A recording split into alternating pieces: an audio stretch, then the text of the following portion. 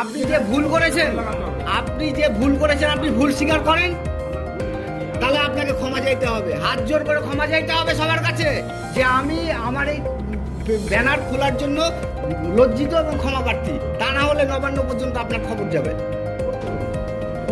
আপনাকে এখান থেকে উঠায় আমি পুরুলিয়াতে পাঠাবো, বাড়ির খায়ে অফিস করা বার করে দিব আপনাকে। তৃণমূলের 21শে জুলাইয়ের পোস্টার খুলে দেওয়ায় পূর্ত দপ্তরের সাব ডিভিশন অ্যাসিস্ট্যান্ট ইঞ্জিনিয়ারকে হেনস্থা, সরাসরি হুমকি ধমকি, রাজ্য সরকার কর্মচারী ফেডারেশনের নেতৃত্বের চড়া সুর, বদলি করার হুঁশিয়ারি। ভিডিও ভাইরাল হতেই তীব্র চাঞ্চল্য। জানা গেছে রায়গঞ্জের কর্ণজোড়ায় পূর্ত দপ্তরের সাব ডিভিশন অ্যাসিস্ট্যান্ট ইঞ্জিনিয়ারের অফিসের দেওয়ালে 21শে জুলাইয়ের সমর্থনে দেওয়া পোস্টার সরিয়ে দেওয়া হয়। গত শুক্রবার এই ইস্যুকে কেন্দ্র করে পশ্চিমবঙ্গ রাজ্য সরকারি কর্মচারী ফেডারেশনের জেলা সভাপতির নেতৃত্বে কয়েকজন সরকারি কর্মী ওই আধিকারিকদের তার দপ্তরে বসে লাগাতার হুমকি হুঁশিয়ারি দেন। তাকে নানাভাবে শাসানো হয়, যেমনটা ভিডিওতে দেখা যাচ্ছে। তাকে হাত জোর করে শাসক নেতার সামনে ক্ষমা চাইতেও বাধ্য করা হয়।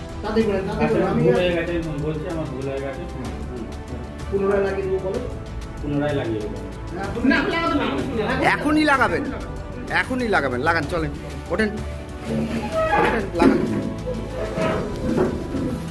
উঠে আসেন, কোনো কথা শুনবো না আপনার কোনো কথা শুনবো না আমি। উঠে আসেন,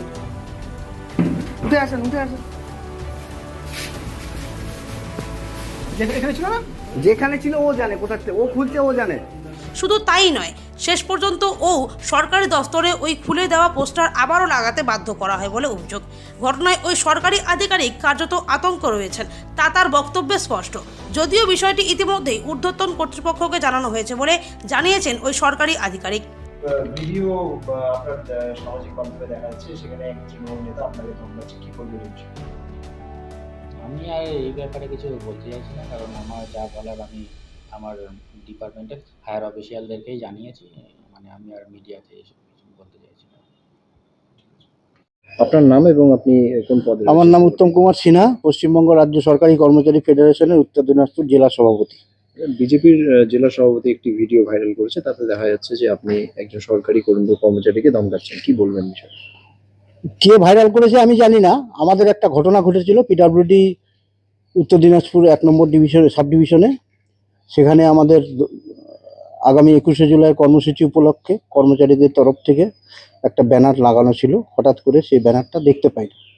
তারপরে আমরা সবাই মিলে যাই, সেই আধিকারিককে জিজ্ঞেস করি আমাদের ব্যানারটা খোলা হয়েছে কেন।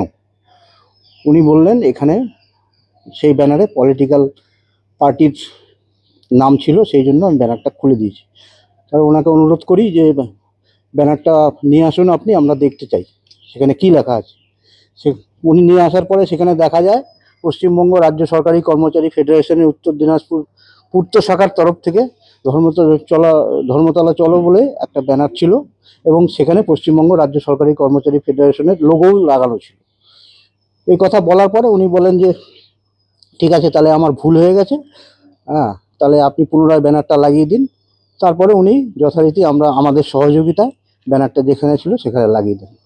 এই নিয়ে ভাইরাল হওয়ার কিছু নাই।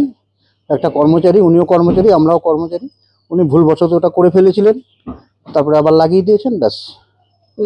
বিরোধীরা অভিযোগ করছে যে আপনি নাকি ইঞ্জিনিয়ার সাহেব যিনি ছিলেন তাকে ধমকাচ্ছেন বা এই ধরনের। ধমকানোর কিছু নাই, কথার পরিপ্রেক্ষিতে কথা কাটাকাটি কিছু হয়ে থাকে, সেটা কেউ ভাইরাল করতেই পারে, সেটা নিয়ে ধমকানোর প্রশ্নই নাই। আমরা সরকারি কর্মচারী, আমরা কি মস্তান নাকি যে ধমকাবো? আপনি আপনার সোশ্যাল মিডিয়ায় পোস্ট করেছেন, কি বলবেন? দেখুন, বিভিন্ন সময় বিভিন্ন পদ্ধতি অবলম্বন করে তৃণমূল, আর এবারে যে পদ্ধতি অবলম্বন করেছে এটা পুরনো পদ্ধতি ওদের, কিন্তু এই পদ্ধতিটি জনসম্মুখে চলে এসছে। ওরা কাকে গিয়ে ধমকাচ্ছে বিষয়টা দেখুন, ধমকানোর জায়গাটা কি? পিডব্লিউডির অ্যাসিস্ট্যান্ট ইঞ্জিনিয়ার, পিডব্লিউডি মানে পাবলিক ওয়ার্ক ডিপার্টমেন্ট, যেখানে আর ডেভেলপমেন্টের লক্ষ লক্ষ কোটি কোটি টাকার কাজ, টেন্ডার ইত্যাদি সেখানটায় হয়। আর সেইখানকার অ্যাসিস্ট্যান্ট ইঞ্জিনিয়ারকে তারা ধমকাচ্ছেন, তার কারণ কি আছে লক্ষ্য করে দেখুন। আজকে 19 তারিখ, একদিন পরে 21 তারিখ শহীদ দিবস। কলকাতাতে সব যাবেন। শহীদ দিবস নিয়ে যদিও বড় কোশ্চেন মার্ক রয়েছে, শহীদ দিবসটা কেন, এর উদ্দেশ্য বিধেয় ইত্যাদি নিয়ে, কিন্তু সেই শহীদ দিবসে যাওয়ার ক্ষেত্রেও যে ধরনের বর্বরতা এরা দেখাবে, এনবিএসটিসির বাস নেবে, ভাড়া দেবে না। সাউথ বেঙ্গল স্টেট ট্রান্সপোর্ট কর্পোরেশনের বাস নেবে, তার ভাড়া দেবে না। পশ্চিমবঙ্গ যে সড়ক নিগম রয়েছে তাদের বাস নেবে, তাদেরকে ভাড়া দেবে না।